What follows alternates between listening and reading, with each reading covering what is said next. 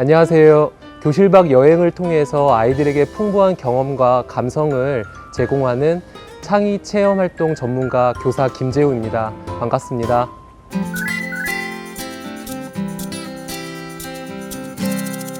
재우쌤의 창의 여행은 비바쌤에서 2016년도부터 운영했습니다. 우리나라의 아름다운 지역의 창의적인 주제를 선정해서 그 특색에 맞는 코스를 고르고 그 코스에 맞는 활동지를 교과 융합에 맞추어서 만들고 있습니다. 그래서 초등학교, 중학교, 고등학교 모두 아우를 수 있는 기본 공통적인 활동지를 제작해서 선생님들과 학생들에게 보다 좋은 창의 체험 활동이 될 수 있도록 지원을 드리고 있습니다.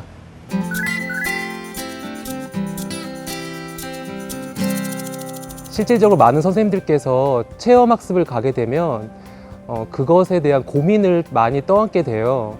우리가 갈 지역에 대해서 아이들에게 어떤 것을 전해줄까, 그런 것에 대한 고민을 많이 하게 되는데, 그런 고민에 대한 해결로 체험활동과 관련된 활동지를 만들면 좋겠다라는 생각이 들었습니다.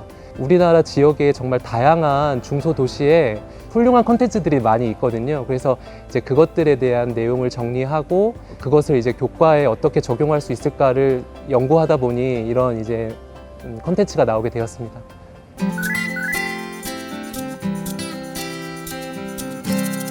사실 우리의 한글이 굉장히 자랑스러운 글자잖아요.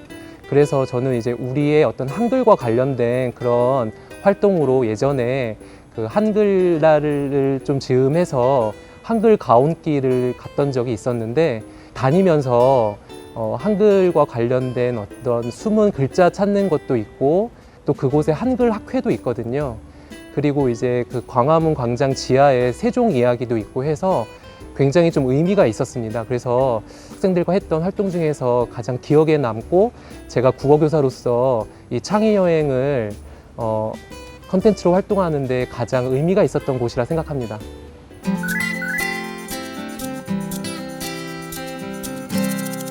제가 이제 여행을 통해서 학생들과 함께 수업에도 접목을 시켰습니다. 그래서 예전에 이제 자유학기제가 도입이 됐을 때 자유학기 동아리로 나도 여행작가라는 동아리를 운영을 했었는데요.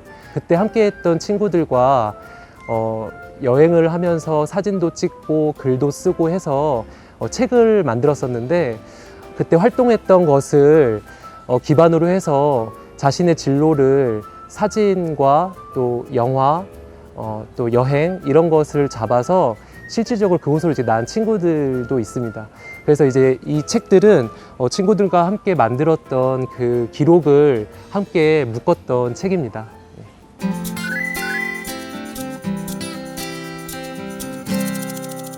제가 요새 가장 크게 생각하고 있는 부분이 기후의 위기적인 측면인데, 그렇다 보니까 아무래도 이제 환경을 생각하지 않을 수가 없습니다. 이런 환경에 대한 문제를 초등학생부터 시작을 해서 중학교, 고등학교가 다 같이 연계가 이루어져야지 앞으로 창의 여행이 계속 지속될 수 있을 것 같아요. 어떤 녹색 도시와 관련된 그런 주제로 좀 많이 좀 했으면 좋겠고, 어떤 기후 위기에 대한 그런 부분을 교과서에서만 배운 게 아니라 교육 창의 여행을 통해서 함께 생각해 볼 수 있을 것 같습니다.